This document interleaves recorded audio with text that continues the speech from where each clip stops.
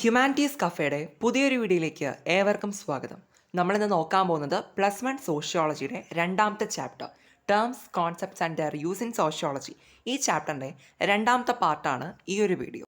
നമ്മൾ കഴിഞ്ഞ വീഡിയോയിൽ പഠിച്ചിട്ടുണ്ടായിരുന്നു സോഷ്യൽ ഗ്രൂപ്പുകളെ പറ്റിയിട്ടും അതിൻ്റെ സവിശേഷതകളെ. നമ്മൾ ഇന്നത്തെ വീഡിയോയിലൂടെ പഠിക്കാൻ വേണ്ടിയിട്ട് പോകുന്നത് പല തരത്തിലുള്ള സോഷ്യൽ ഗ്രൂപ്പുകളെ പറ്റിയിട്ടാണ്. ആദ്യമേ പറയട്ടെ, എസ് എ ടോപ്പിക്കാണ്, ഇമ്പോർട്ടൻ്റ് ആണ് കേട്ടോ. അപ്പോൾ ആദ്യമേ നമുക്ക് പഠിക്കാനുള്ളതാണ് primary and secondary social group. Okay, ഇത് ആക്ച്വലി രണ്ട് സോഷ്യൽ ഗ്രൂപ്പാണ് ഒരുമിച്ച് ഇവിടെ എഴുതി കൊടുത്തിരിക്കുകയാണ് കേട്ടോ. എന്ന് പറയുമ്പോൾ പ്രൈമറി സോഷ്യൽ ഗ്രൂപ്പും സെക്കൻഡറി സോഷ്യൽ ഗ്രൂപ്പും. നമുക്ക് ആദ്യം പ്രൈമറി സോഷ്യൽ ഗ്രൂപ്പ് എന്താണെന്നുള്ളത് പഠിക്കാം. ഓക്കെ, പ്രൈമറി സോഷ്യൽ ഗ്രൂപ്പ് എന്ന് പറയുമ്പോൾ റിലേറ്റീവ്ലി പറയുകയാണെങ്കിൽ ഒരു ചെറിയ സോഷ്യൽ ഗ്രൂപ്പ് ആയിരിക്കും, കുറച്ച് മെമ്പേഴ്സുള്ള ഒരു സാമൂഹ്യ സംഘമായിരിക്കും എന്താ പ്രൈമറി സോഷ്യൽ ഗ്രൂപ്പ് എന്ന് പറയുന്നത്. ഇവിടുത്തെ ഏറ്റവും വലിയ പ്രത്യേകത എന്ന് പറയുന്നത് ഇതിനകത്തുള്ള ഒരു ചെറിയ ഗ്രൂപ്പാണ്. ഈ സോഷ്യൽ ഗ്രൂപ്പിനകത്തുള്ള മെമ്പേഴ്സ് ഉണ്ടല്ലോ, അംഗങ്ങൾ, ഇവരുടെ ഇടയിൽ വളരെ നല്ല ഒരു റിലേഷൻഷിപ്പ് ഇവർ കീപ്പ് ചെയ്ത് പോകുന്നുണ്ടാവും. നല്ലൊരു കോപ്പറേഷൻ അവരുടെ ഇടയിലുണ്ട്. നല്ലൊരു സഹകരണം ഈ പറയുന്ന മെമ്പേഴ്സിനിടയിലുണ്ട്. ഇവരുടെ ഇടയിൽ ഒരു ഫേസ് ടു ഫേസ് അസോസിയേഷനാണ് വരുന്നത്. കണ്ടോ, അതായത് എന്ന് വെച്ച് കഴിഞ്ഞാൽ ഫേസ് ടു ഫേസ് അസോസിയേഷൻ എന്ന് പറയുമ്പോൾ അത്രത്തോളം എന്താണ് തിക്കായിട്ടുള്ള ഒരു റിലേഷൻഷിപ്പാണ് ഈ ഒരു പ്രൈമറി സോഷ്യൽ ഗ്രൂപ്പിനകത്ത് ഉള്ള മെമ്പേഴ്സിനിടയിൽ കാണപ്പെടുന്നത്.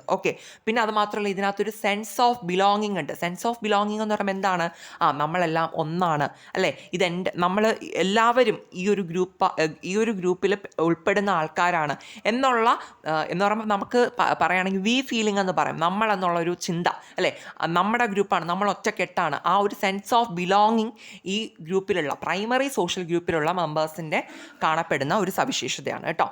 അപ്പോൾ എക്സാമ്പിൾ പറയുമ്പോൾ നിങ്ങൾക്ക് കാര്യം കത്തും. എന്താണെന്ന് വെച്ചിട്ടുണ്ടെങ്കിൽ എക്സാമ്പിൾ പറയുന്നത് ഫാമിലി അല്ലെങ്കിൽ ഫ്രണ്ട്സിൻ്റെ ഗ്രൂപ്പ്, ഇതൊക്കെയാണ് പ്രൈമറി സോഷ്യൽ ഗ്രൂപ്പിന് എക്സാമ്പിൾ എന്ന് പറയുന്നത് അല്ലേ. നമുക്കിപ്പോൾ ഒരു ഫാമിലി എടുക്കുമ്പോൾ ഒരു 4-5 പേര് കാണും അല്ലേ. അപ്പോൾ ഈ ഒരു ഫാമിലിക്കകത്ത് എന്ന് പറയുമ്പോൾ എന്തായിരിക്കും, 4 പേരുണ്ടെങ്കിൽ 4 തരത്തിലുള്ള 4 വഴിയെ പോകുന്ന ആൾക്കാരായിരിക്കും. അല്ല, അവർ തമ്മിലൊരു നല്ലൊരു റിലേഷൻഷിപ്പ് ഉണ്ടാവില്ലേ, ഒരു ഫേസ് ടു ഫേസ് റിലേഷൻഷിപ്പ് തന്നെയല്ലേ അവിടെ ഉണ്ടാവുക അല്ലേ. അവർക്കൊരു സെൻസ് ഓഫ് ബിലോങ്ങിങ് ഉണ്ടാവത്തില്ലേ, നമ്മുടെ കുടുംബമാണ്, നമ്മൾ ഒറ്റക്കെട്ടാണ് എന്നൊരു ചിന്ത വരത്തില്ലേ. അത് തന്നെയാണ്. അതുപോലെ തന്നെയാണ് നമ്മുടെ ഫ്രണ്ട്സിൻ്റെ ഗ്രൂപ്പുകളൊക്കെ നമുക്ക് എന്തായിട്ട് പറയാം, പ്രൈമറി സോഷ്യൽ ഗ്രൂപ്പായിട്ട് പറയാം. അപ്പോൾ കാര്യം മനസ്സിലായോ, സ്മോൾ ഗ്രൂപ്പാണ്, എന്നാൽ നല്ല രീതിയിലുള്ള റിലേഷൻഷിപ്പ് മെയിൻറ്റെയിൻ ചെയ്യുന്ന ഗ്രൂപ്പുകളാണെന്ന് നമുക്ക് പറയാൻ പറ്റും. വില്ലേജ് ഗ്രൂപ്പൊക്കെ എക്സാമ്പിളായിട്ട് പറയാം കേട്ടോ. ഇനി രണ്ടാമത് വരുന്നതാണ് എന്ത്, സെക്കൻഡറി സോഷ്യൽ ഗ്രൂപ്പ് എന്ന് പറയുന്നത്. അപ്പോൾ സെക്കൻഡറി ഗ്രൂപ്പ് എന്ന് പറയുമ്പോൾ ഇതിന് നേരെ ഓപ്പോസിറ്റ് എഴുതി വെച്ചാൽ മതി. സെക്കൻഡറി ഗ്രൂപ്പ് എന്ന് പറയുമ്പോൾ റിലേറ്റീവ്ലി ലാർജ് ഗ്രൂപ്പാണ്. നമ്മൾ പറഞ്ഞല്ലോ പ്രൈമറി എന്ന് പറയുന്നത് ചെറിയ ഗ്രൂപ്പാണെങ്കിൽ സെക്കൻഡറി ഗ്രൂപ്പ് വലിയാണ്, കുറേ മെമ്പേഴ്സൊക്കെ ഉണ്ടാവും. എവിടെ നോക്കിയാൽ ഒരു ഫോമൽ ആയിട്ടുള്ളതും അതുപോലെ തന്നെ ഇംപേഴ്സണൽ ആയിട്ടുള്ള റിലേഷൻഷിപ്പ് എല്ലാം ഒരു ഫോമൽ, ഒരു ഒരു ഔപചാരികമായിട്ടുള്ള ഒരു ബന്ധം എന്നൊക്കെ പറയുന്ന പോലെ അങ്ങനെയുള്ള ഒരു റിലേഷൻഷിപ്പാണ് ഇവിടെ ഉണ്ടാവുക, സെക്കൻഡറി സോഷ്യൽ ഗ്രൂപ്പിനകത്ത് ഉണ്ടാവുന്നുണ്ടാവുക. അതായത് പേഴ്സണൽ ആയിട്ടുള്ള വ്യക്തിപരമായിട്ടുള്ള ബന്ധങ്ങളൊന്നും ഇവിടെ ഉണ്ടാവത്തില്ല, സെക്കൻഡറി സോഷ്യൽ ഗ്രൂപ്പിനകത്ത് ഉണ്ടാവുന്നില്ല. മനസ്സിലാവുന്നുണ്ടല്ലോ. നമുക്കറിയാം, നമ്മൾ പഠിച്ചിട്ടുണ്ട് പ്രൈമറി ഗ്രൂപ്പ് എന്ന് പറയുമ്പോൾ അത് പേഴ്സൺ ഓറിയൻറ്റഡ് ആണ്, ഒരു വ്യക്തിയും ആ വ്യക്തിക്കുള്ള ബന്ധവുമായിട്ട് ബന്ധപ്പെട്ടാണ് പോകുന്നത്. പക്ഷേ എന്നാൽ സെക്കൻഡറി ഗ്രൂപ്പ് എന്ന് പറയുമ്പോൾ ഒരു ഗോൾ ഓറിയൻറ്റഡ് ആയിട്ട് നമുക്ക് പറയാം. എന്ന് പറയുമ്പോൾ ഈ സെക്കൻഡറി സോഷ്യൽ ഗ്രൂപ്പിൻ്റെ പ്രത്യേകത എന്ന് പറയുന്നത് ഇവർ ഈ ഗ്രൂപ്പ് ഉണ്ടാവുന്നത് തന്നെ പ്രത്യേകിച്ച് ഒരു ലക്ഷ്യമുണ്ടാവും, ഒരു ഗോൾ ഉണ്ടാവും. ആ ലക്ഷ്യം നിറവേറ്റി കഴിഞ്ഞ് കഴിഞ്ഞാൽ ഇവർ പിന്നെ എന്താണ്, ഇവരുടെ ഇടയിൽ പിന്നെ റിലേഷൻഷിപ്പ് ഒന്നും കാണില്ല. ഇങ്ങനെ പറയുമ്പോൾ നിങ്ങൾക്ക് എന്തെങ്കിലും കത്തിയില്ല എന്ന് എനിക്ക് മനസ്സിലായി. എക്സാമ്പിൾ പറയുമ്പോൾ നിങ്ങൾക്ക് മനസ്സിലാവും. നമ്മുടെ സ്കൂളിൽ തന്നെ എടുക്കാം, സ്കൂളിലെ ക്ലാസ് റൂം നമുക്ക് എടുക്കാം അല്ലേ. ഈ ഒരു ക്ലാസ്സിൽ ഇപ്പോൾ നമ്മളെ ക്ലാസ്സിൽ +1 ഹ്യൂമാനിറ്റീസിൽ 50 കുട്ടികളുണ്ടെന്ന് വയ്ക്കുക, നിങ്ങൾ 50 പിള്ളേരുണ്ട്. പക്ഷേ ഒന്ന് ആലോചിച്ച് നോക്ക്, നിങ്ങളിവിടെ എന്തിനാണ് ഒത്തുകൂടിയിട്ടുള്ളത്? +1 അല്ലെങ്കിൽ ഹയർ എഡ്യൂക്കേഷന് വേണ്ടിയിട്ടാണ് നിങ്ങൾ ഒത്തുകൂടിയത്. ജസ്റ്റ് 2 വർഷത്തേക്ക് വേണ്ടി മാത്രമുള്ള ഒരു ഗ്രൂപ്പാണ് നിങ്ങളുടെ ഗ്രൂപ്പ് എന്ന് പറയുന്നത് അല്ലേ. അപ്പോൾ അതുകൊണ്ട് തന്നെ നമുക്കതിന് എന്ത് പറയാം, സെക്കൻഡറി സോഷ്യൽ ഗ്രൂപ്പായിട്ട് പറയാം. കാരണം എന്താണ്, അതിനൊരു ഗോളുണ്ട്, ഒരു ലക്ഷ്യമുണ്ട് അല്ലേ. ഒരു +2 അല്ലെങ്കിൽ ഹയർ സെക്കൻഡറി വിദ്യാഭ്യാസത്തിന് വേണ്ടി ഒത്തുകൂടി എന്നൊരു ലക്ഷ്യമുണ്ട്.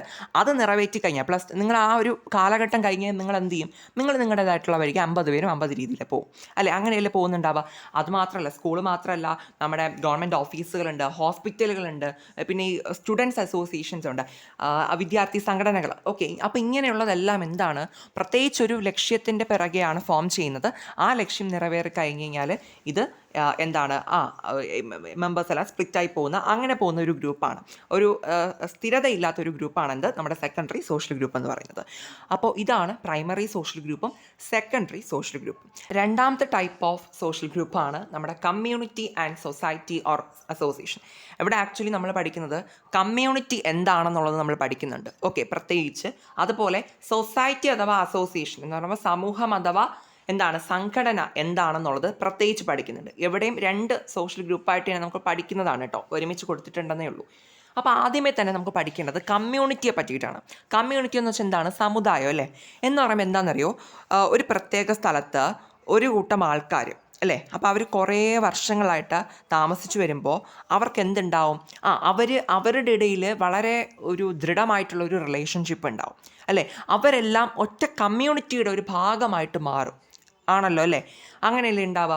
അതാണ് ഈ കമ്മ്യൂണിറ്റി എന്ന് പറയുന്നത്. എന്ന് പറയുമ്പോൾ അവിടെ ഹൈലി എന്താ പറയുക പേഴ്സണലായിട്ടുള്ള അത്രയും ദൃഢമായിട്ടുള്ള ഹ്യൂമൻ റിലേഷൻഷിപ്പുകളായിരിക്കും ഒരു കമ്മ്യൂണിറ്റി അഥവാ സമുദായത്തിനകത്ത് ആൾക്കാരുടെ ഇടയിൽ ഉണ്ടാവുന്നത്.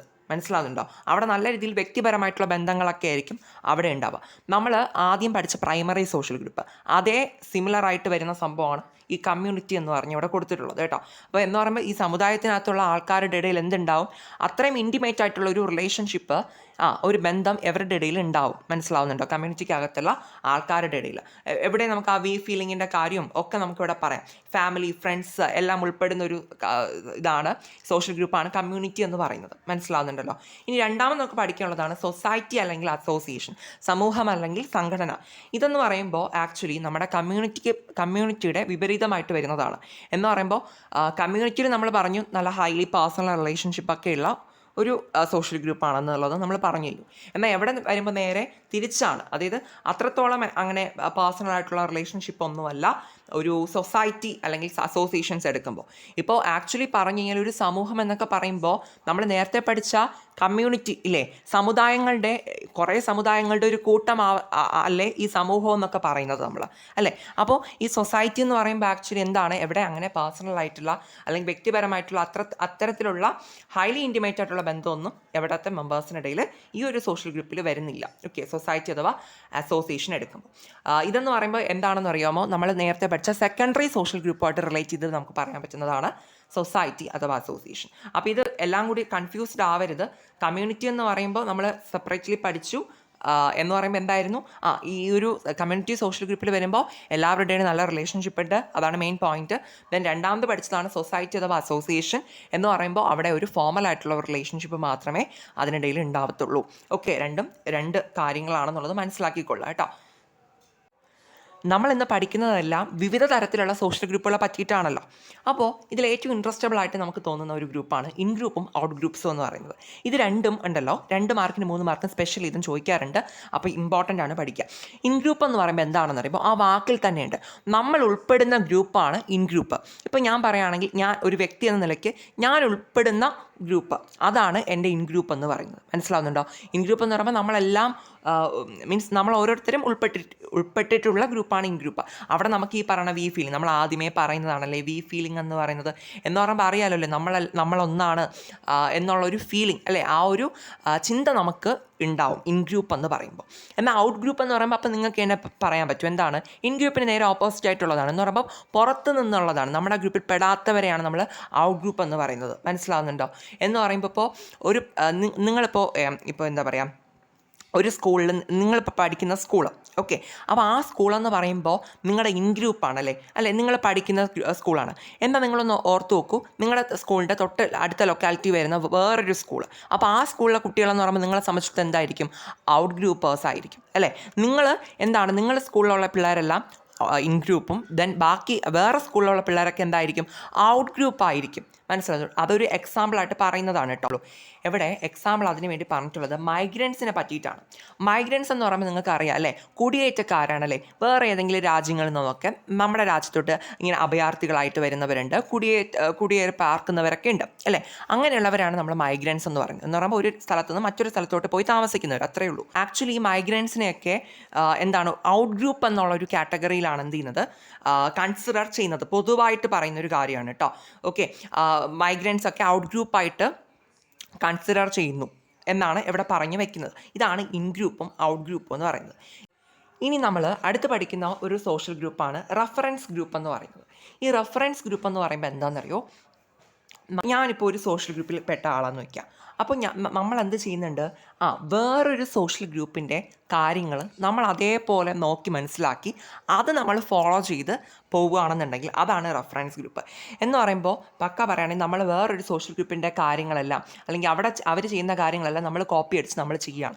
അതാണ് എന്ത് റെഫറൻസ് ഗ്രൂപ്പ് എന്ന് പറയുന്നത്. For any group of people there are always other groups whom they look up to and aspire to be like. അല്ലേ, നമ്മൾ മറ്റുള്ളവരെ പോലെ ആവാൻ വേണ്ടി ശ്രമിക്കുകയാണ് അവിടെ ചെയ്യുന്നത്. അല്ലേ, നമ്മൾ വേറൊരു സോഷ്യൽ ഗ്രൂപ്പിനെ നോക്കിയിട്ട് അവരെങ്ങനെയാണ് ചെയ്യുന്നത് അത് നോക്കി നമ്മൾ അവരെ പോലെ ആവാൻ വേണ്ടി നമ്മൾ ശ്രമിക്കുകയാണ് ചെയ്യുന്നത്. The groups whose lifestyles are emulated are known as reference group. അല്ലേ, അപ്പോൾ നമ്മൾ എന്ത് ചെയ്യുകയാണ്, വേറെ സോഷ്യൽ ഗ്രൂപ്പിലുള്ള ആൾക്കാരുടെ ലൈഫ് സ്റ്റൈലുകളും കാര്യങ്ങളെല്ലാം അത് നോക്കി പഠിച്ച് നമ്മൾ അതെല്ലാം എന്ത് ചെയ്യാണ്, ഫോളോ ചെയ്യാൻ വേണ്ടി ശ്രമിക്കുകയാണ്. അതാണ് റെഫറൻസ് ഗ്രൂപ്പ് എന്ന് പറയുന്നത്. ഈ റെഫറൻസ് ഗ്രൂപ്പ് എന്ന് പറയുമ്പോൾ നമുക്ക് തന്നെ അറിയത്തില്ലേ, നമ്മളിപ്പോൾ ഒരു പുതിയ ഫിലിമൊക്കെ ഇറങ്ങുകയാണ്. അപ്പോൾ അതിൽ നമ്മുടെ ഹീറോയുടെ അതേപോലെ ഹീറോ സംസാരിക്കുന്ന പോലെ സംസാരിക്കാനും അല്ലെങ്കിൽ ഡ്രസ്സിങ് സ്റ്റൈലായാലും ഒക്കെ നമ്മൾ കോപ്പി ചെയ്യാനൊക്കെ ശ്രമിച്ചിട്ടുണ്ടാവത്തില്ലേ. ഏതെങ്കിലുമൊക്കെ നമ്മൾ ഭയങ്കര സൂപ്പർ ത്രില്ലർ ആയിട്ടുള്ള സിനിമയൊക്കെ കണ്ടിട്ട്. അല്ലേ, അത് തന്നെയാണ് ഈ റെഫറൻസ് ഗ്രൂപ്പിൻ്റെ ഒരു ഇത് പറയുന്നത്. മറ്റുള്ളവരുടെ ലൈഫ് സ്റ്റൈൽ അതുപടി കോപ്പി ചെയ്ത് നമ്മൾ ചെയ്തു പോവുകയാണ്. അതാണ് റെഫറൻസ് ഗ്രൂപ്പ്.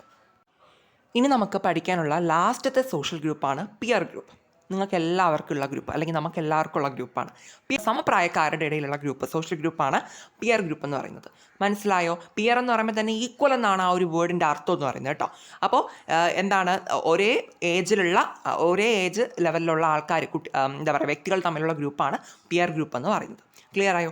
അപ്പോൾ നമ്മൾ ഇന്ന് പഠിച്ച ഗ്രൂപ്പുകൾ ഏതൊക്കെ നമ്മൾ പഠിച്ചു? പ്രൈമറി സോഷ്യൽ ഗ്രൂപ്പ് പഠിച്ചു, സെക്കൻഡറി സോഷ്യൽ ഗ്രൂപ്പ് പഠിച്ചു, കമ്മ്യൂണിറ്റി എന്താണെന്ന് പഠിച്ചു, സൊസൈറ്റി അഥവാ അസോസിയേഷൻ എന്താണെന്ന് പഠിച്ചു, ഇൻ ഗ്രൂപ്പും ഔട്ട് ഗ്രൂപ്പും പഠിച്ചു, റെഫറൻസ് ഗ്രൂപ്പ് പഠിച്ചു, പിയർ ഗ്രൂപ്പ് പഠിച്ചു. അല്ലേ, അപ്പോൾ എന്താണ് ഗ്രൂപ്പുകളെ പറ്റിയിട്ട്, വിവിധ തരത്തിലുള്ള സോഷ്യൽ ഗ്രൂപ്പുകളെ പറ്റിയിട്ട് 8 മാർക്കിന് എസ്സേ ചോദിക്കാറുണ്ട് കേട്ടോ. അപ്പോൾ നമ്മൾ എന്ത് ചെയ്ത് കൊടുക്കണം, ഇതെല്ലാം സബ് ഹെഡിങ് ആയിട്ടിട്ട് ഇത് ഓരോന്നും എഴുതിയിട്ട് എക്സ്പ്ലനേഷൻസ് ചെയ്ത് കൊടുക്കണം. ഓക്കെ, അല്ലാന്നുണ്ടെങ്കിൽ ഇതിൽ ഏതെങ്കിലുമൊക്കെ ഓരോന്ന് വിധമൊക്കെ 2 മാർക്കിന് 3 മാർക്കിനൊക്കെ ചോദിക്കാറുണ്ട്. അപ്പോൾ എന്ത് ചെയ്യാമെന്ന് വെച്ച് കഴിഞ്ഞാൽ നിങ്ങളിതെല്ലാം നന്നായിട്ട് പഠിക്കുക കേട്ടോ. ഓക്കെ, അപ്പോൾ ഞാൻ ഒന്നുകൂടി ഷോർട്ടായിട്ട് പറയുകയാണെങ്കിൽ, പ്രൈമറി ഗ്രൂപ്പ് എന്ന് പറയുമ്പോൾ എന്താണ്, ചെറിയൊരു ഗ്രൂപ്പാണ്, അവിടെ എല്ലാവരുടെ ഇടയിലും നല്ലൊരു റിലേഷൻഷിപ്പ് ഉണ്ട്, അത്രയേ ഉള്ളൂ. സെക്കൻഡറി സോഷ്യൽ ഗ്രൂപ്പ് എന്ന് പറയുമ്പോൾ കുറച്ചുകൂടി വലിയ ഗ്രൂപ്പാണ്, അവിടെ ഫോമൽ ആയിട്ടുള്ള ഒരു ബന്ധം മാത്രമേ ആൾക്കാരുടെ ഇടയിൽ ഉണ്ടാവുന്നുള്ളൂ. കമ്മ്യൂണിറ്റി എന്ന് പറയുമ്പോൾ എന്താണ്, ആ ഒരു സമുദായം അല്ലേ, അപ്പോൾ അതിനകത്ത് ഉള്ള കുറച്ച് മെമ്പേഴ്സ് ആണെങ്കിലും അവരുടെ ഇടയിൽ നല്ല ഇൻറ്റിമേറ്റ് ആയിട്ടുള്ള ഒരു റിലേഷൻഷിപ്പ് ഉണ്ട്. ഓക്കെ, ഇനി സൊസൈറ്റി അഥവാ അസോസിയേഷൻ എന്ന് പറയുമ്പോൾ എന്താണ്, അവിടെ ഫോമൽ ആയിട്ടുള്ള ഒരു റിലേഷൻഷിപ്പേ അവിടെയും ഉണ്ടാവത്തുള്ളൂ. ഇനി ഇൻ ഗ്രൂപ്പ് എന്ന് പറയുമ്പോൾ എന്താണ്, നമ്മൾ ഉൾപ്പെടുന്ന ഗ്രൂപ്പാണ് ഇൻ ഗ്രൂപ്പ്, നമുക്ക് വി ഫീലിംഗ് അവിടെ ഉണ്ട്. ഇനി ഔട്ട് ഗ്രൂപ്പ് എന്ന് പറയുമ്പോൾ എന്താണ്, നമ്മൾ ഉൾപ്പെടാത്ത ഗ്രൂപ്പ്, പുറമെ നിന്നുള്ളവരുടെ, അല്ലേ, നമ്മൾ മൈഗ്രൻസ് ഒക്കെ പറഞ്ഞായിരുന്നു, അതാണ് ഔട്ട് ഗ്രൂപ്പ് എന്ന് പറയുന്നത്. റെഫറൻസ് ഗ്രൂപ്പ് എന്ന് പറയുമ്പോൾ എന്താണ്, നമ്മൾ വേറൊരു ഗ്രൂപ്പിൻ്റെ കാര്യങ്ങൾ ലൈഫ് സ്റ്റൈലൊക്കെ നമ്മൾ ഫോളോ ചെയ്ത് കോപ്പി അടിച്ച് ചെയ്യുന്നു, അത് തന്നെയാണ് റെഫറൻസ് ഗ്രൂപ്പ്. പിയർ ഗ്രൂപ്പ് എന്ന് പറയുമ്പോൾ എന്താണ്, സെയിം ഏജിലുള്ളവരുടെ ഗ്രൂപ്പാണ് പിയർ ഗ്രൂപ്പ്. ക്ലിയർ ആയോ? എന്തെങ്കിലും ഡൗട്ട്സ് ഉണ്ടെങ്കിൽ ചോദിക്കാം കേട്ടോ. സിമ്പിൾ ചോദ്യമാണ്, അതുകൊണ്ട് തന്നെ എവിടെ ഡൗട്ടൊന്നും വെച്ചുകൊണ്ടിരിക്കാൻ പാടില്ല. വന്നു കഴിഞ്ഞാൽ അറ്റൻഡ് ചെയ്യാൻ പറ്റുന്ന ചോദ്യങ്ങളാണ്, എല്ലാവർക്കും അറ്റൻഡ് ചെയ്യാൻ പറ്റുന്ന ചോദ്യങ്ങളാണ്. അപ്പോൾ എന്തെങ്കിലും ഡൗട്ട്സ് ഉണ്ടെങ്കിൽ ചോദിക്കുക. Thank you.